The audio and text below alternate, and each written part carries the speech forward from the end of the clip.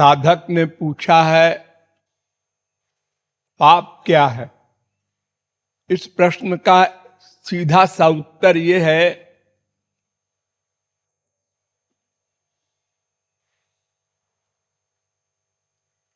कि जो अच्छा न हो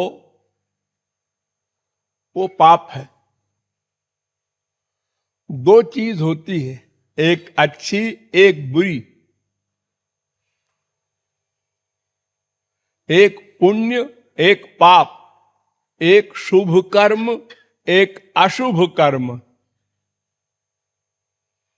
तो जो शुभ कर्म न हो वही अशुभ कर्म है। जैसे दो आदमी आपके सामने हो और आपको पता लगाना है कि इन दोनों में से सुस्वरी कौन है, तो दूसरे का पता लग जाए अगर, तो सिद्ध है कि उससे जो बचा हो सुस्वरी है। यानी अशुभ कर्म क्या है यह जानने के लिए शुभ कर्म क्या है यह जानना होगा। तो शुभ कर्म केवल भगवान संबंधी कर्म ही है। प्रत्येक शब्द पर ध्यान दो। भगवान संबंधी कर्म ही शुभ कर्म है, शेष सब कर्म अशुभ कर्म है, पाप कर्म है। बड़ी सीधी सी परिभाषा है। भगवान, उनका नाम, उनका रूप, उनका गुण, उनकी लीला, उनके धाम, उनके संत, इतने का नाम भगवान है।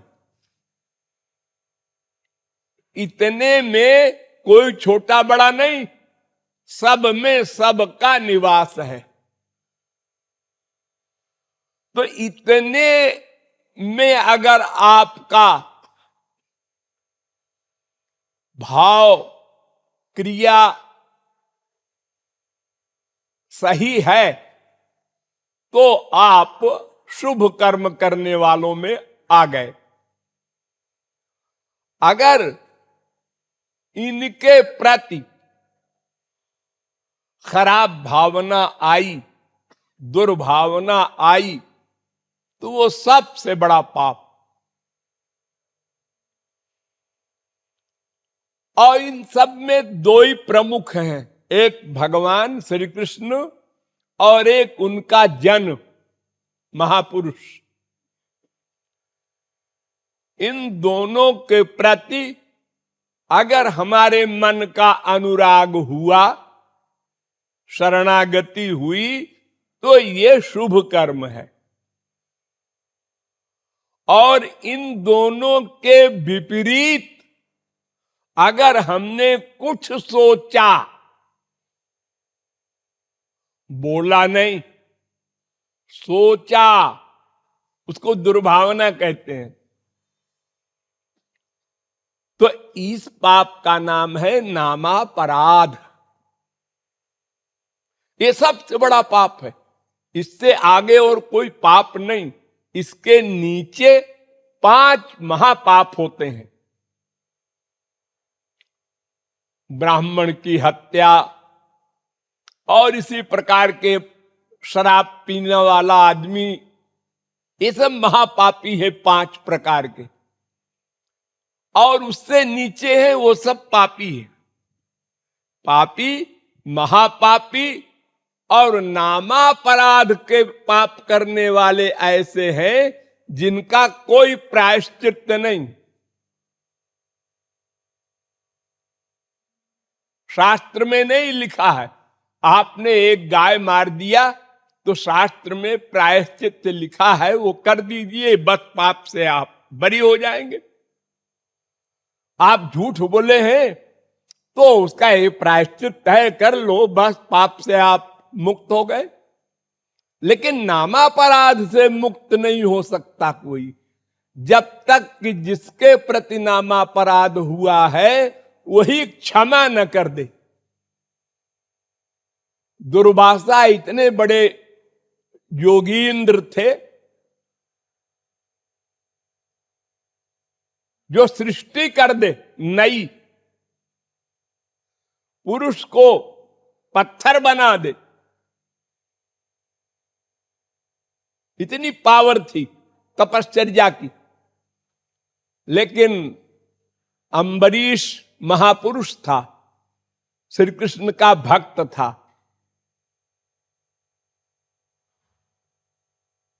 एक बार दावत में गए दुर्वासा, तो अम्बरीश ने पारायण कर रखा था व्रत, तो उनको व्रत तोड़ते समय का उसका मुहूर्त होता है, उस समय व्रत तोड़ा जाता है। तो दुर्वासा के आने में देर हो गई, तो उन्होंने थोड़ा सा पानी पी लिया। बस दुर्वासा तो अंतर्जामी थे, जान गए। उन्होंने क्यों रे, तुझे राजा होने का घमंड है, बिना हमको खिलाए तूने पानी पी लिया। तो एक शक्ति उनके पास जो सबसे बड़ी थी, कृत्या, वो समस्त ब्रह्मांड में किसी का भी सर काट दे, उस कृत्या को बुलाया दुर्वासा ने कि काट दो सर इसका, अम्बरीश का। अम्बरीश बैठे थे अपना श्री कृष्ण का ध्यान करते हुए। अरे काट दो भाई, ये शरीर तो गंदा है, मिथ्या है, नश्वर है, एक दिन समाप्त होगा ही। अरे जब तक है तब तक भी ये घोर गंदा है, रोम रोम से पसीना निकलता है, और पेट में तो गंदगी का भंडार ही है, वो थैला है, थैला पेट। तो कोई बात नहीं, ये ब्राह्मण महर्षि है, काट दे हमारा सर। वो सिर झुका के बैठ गए। भगवान को सहन नहीं हुआ। विष्णु स्थाने कृतम पापम गुरु स्थाने प्रमुच्यते। अगर भगवान के प्रति कोई अपराध करे तो महापुरुष क्षमा कर सकता है, उसको पावर है। लेकिन महापुरुष के प्रति, भक्त के प्रति अपराध हो जाए तो भगवान क्षमा नहीं कर सकते। कोई भी गति उसकी नहीं है, त्रैलोक्य में घूमा करे।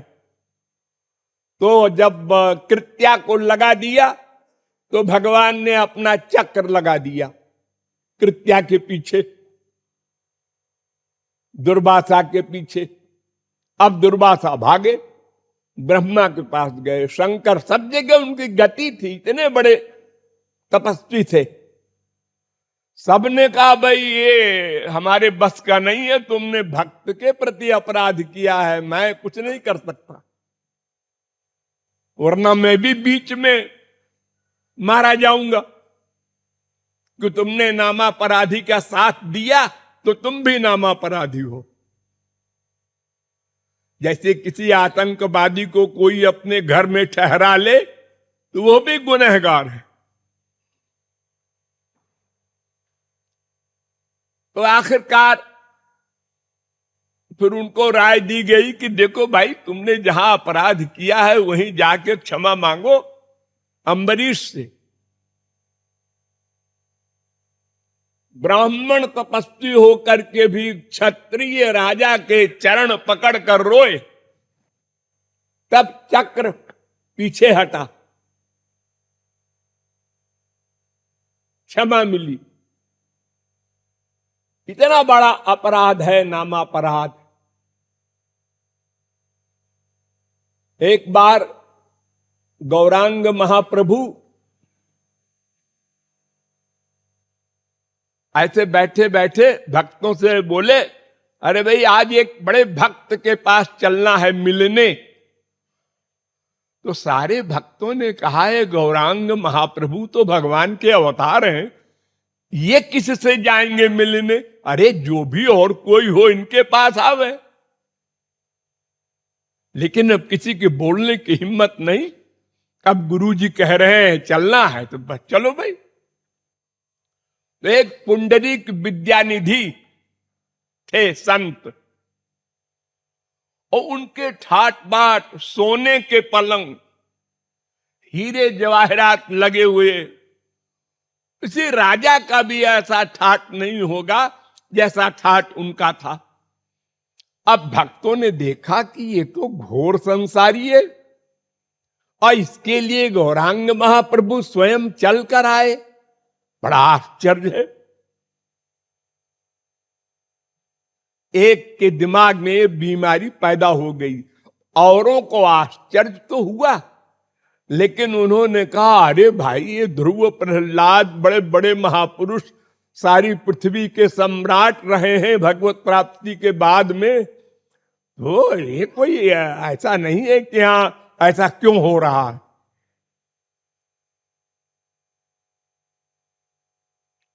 दूध में से मक्खन अगर निकाल ले फिर पानी में डाल दे तो कोई डर नहीं, वो मक्खन तैरता रहेगा 10 घंटे।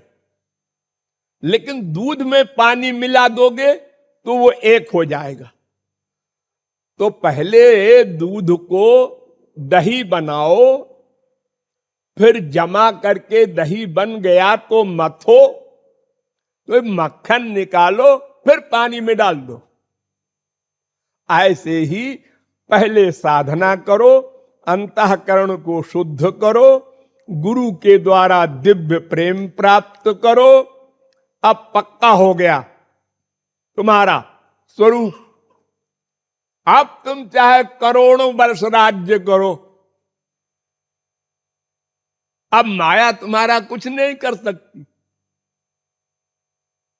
तुम माया से उत्तीर्ण हो चुके।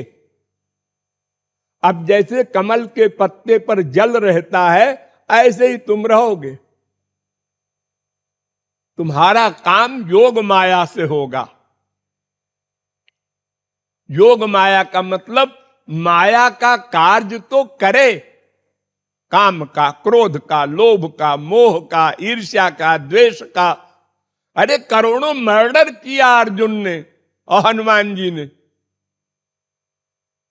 कोई मामूली अपराध नहीं, ब्राह्मणों की हत्या, ब्रह्म हत्या किया हनुमान जी ने करोड़ों, रावण के खानदान का। लेकिन उनके ऊपर कोई दफा लागू ही नहीं हुई, 323 भी नहीं लागू हुई। मर्डर की कौन कहे? क्यों? इसलिए कि उनका मन श्री कृष्ण में, श्री राम में ही था। इसलिए इंद्रियों के वर्क का कोई फल नहीं। योग माया से वर्क करते हैं भगवान और महापुरुष। तो योग माया का मतलब अपनी पर्सनालिटी में रहे और काम करे माया का। ये रहस्य जब तक कोई नहीं जानता, तब तक वो सदा महापुरुषों की और भगवान की बुराई करता फिरता है। भगवान ने 16,108 ब्याह क्यों किया? और एक एक स्त्री के 10-10 बच्चे, और फिर भी आत्माराम है। उनमें न काम है, न क्रोध है, न लोभ है। अरे उनको पा लेने वाले में नहीं रहता तो उनमें क्या रहेगा? लेकिन कैसे? उसी योग माया शक्ति के कारण। वो पावर है ऐसी जो कर्तुम अकर्तुम अन्यथा कर्तुम समर्थ है।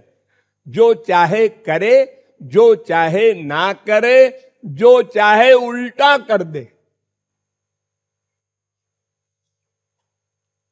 तो सबसे बड़ा पाप भगवान और महापुरुष के प्रति है, और वो पाप बाहरी नहीं, मन का।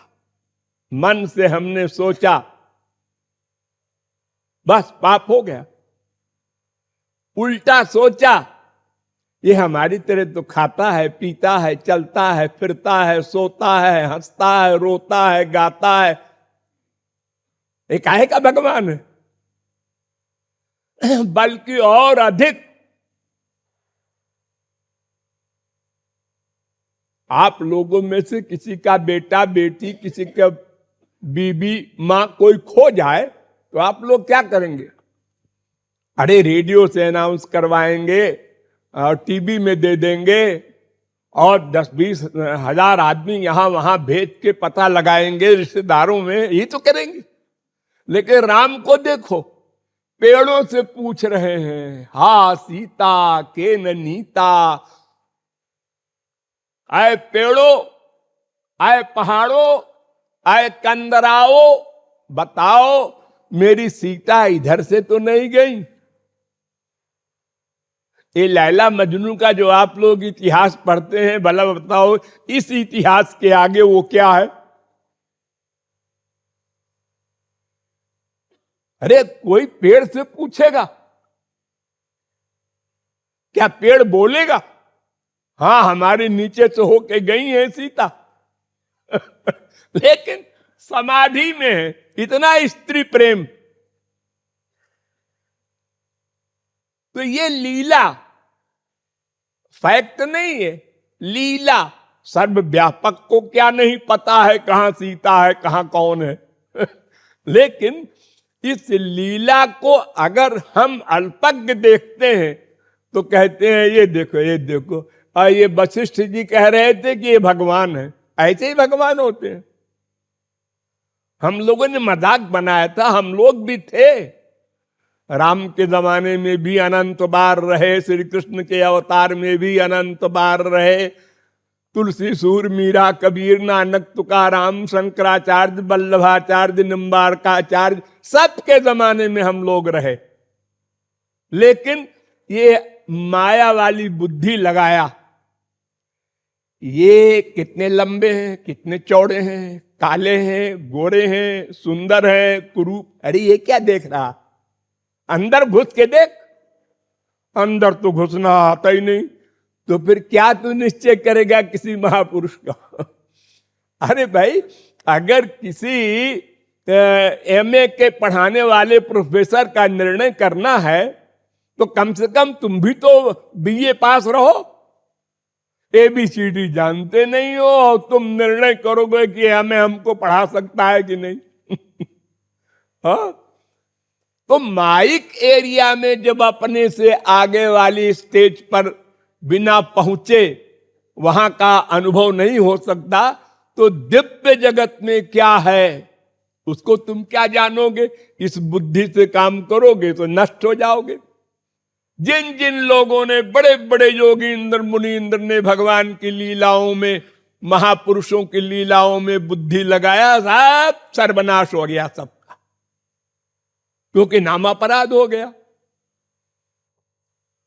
अरे अभी सुनो, बहुत दिन की बात नहीं है, 500 वर्ष पहले गौरांग महाप्रभु आए थे। आप लोगों ने पढ़ा होगा निमाई निताई का इतिहास, कि एक भक्त 80 वर्ष की बुढ़िया से चावल मांगने गई, एक सन्यासी। तो सन्यास धर्म में नियम है कि किसी स्त्री के सामने खड़े भी मत हो। सन्यासी के लिए वो जो दंड कमंडल धारण करते हैं ना, और गौरांग महाप्रभु के लिए ही चावल मांगने गया हो भक्त। और महाप्रभु ने त्याग दिया उसे। तुमने गुरु आज्ञा का उल्लंघन किया। अब सारे भक्त हैरान कि 80 वर्ष की बुढ़िया, वो सबसे बड़ी भक्त गौरांग महाप्रभु की, और महाप्रभु के लिए ही चावल मांगने गया था। और महाप्रभु जी अंतर्यामी, अंदर घुस के देख लो ना, उल्लंघन किया आज्ञा का, बस ये अपराध है। गुरु आज्ञा का उल्लंघन करना या उसमें बुद्धि लगाना ये नाम अपराध है, त्याग दिया।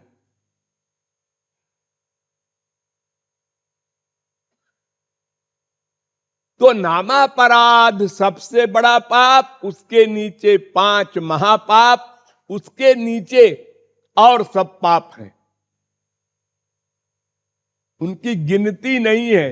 लेकिन फार्मूला याद रखो कि भगवान, उनका नाम, उनका रूप, उनका गुण, उनकी लीला, उनके धाम, उनके संत, इतने में अगर हमारा मन है, अटैचमेंट है, इनकी शरणागति है, तो हम शुभ कर्म कर रहे हैं बस।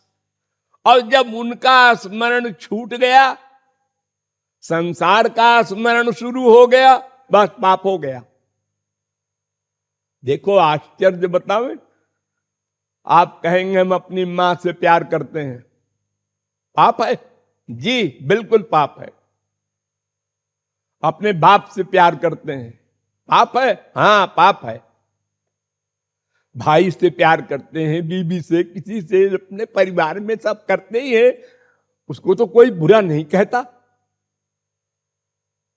हाँ वेद कहता है, वेद कहता है देखो भाई ऐसा है कि भगवान से प्यार करने में एक शर्त है कि अन्य से प्यार ना हो।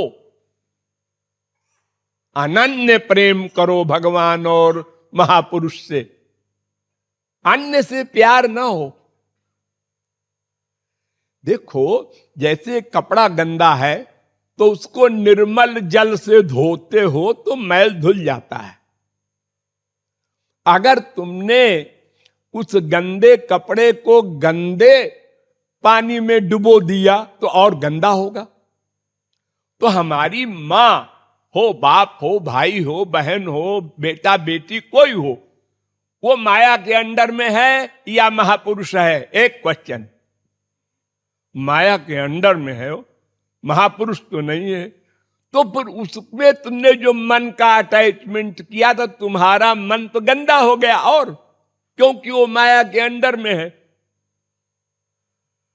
तुमने भगवान से भी प्यार किया, मान लिया 1 घंटे भगवान से प्यार किया, 23 घंटे संसार से प्यार किया, तो क्यों जी बही खाते में मुनीम लोग जो लिखते हैं 100 रुपए की इनकम हुई, 1000 घाटा हो गया, तो फिर क्या होगा परिणाम उसका? तो अगर कहीं भी हमारा प्यार होगा तो अनन्य शरणागति नहीं होगी। द्रौपदी ने दांत से साड़ी दबाया तो भगवान नहीं आए, उन्होंने कहा लगा ले अपनी ताकत। और जब साड़ी दांत से छूट गई दुशासन के झटके से, तो द्रौपदी ने आंख बंद कर लिया और हा द्वारिका वासिन, बस आ गए, अंबरावतार हो गए।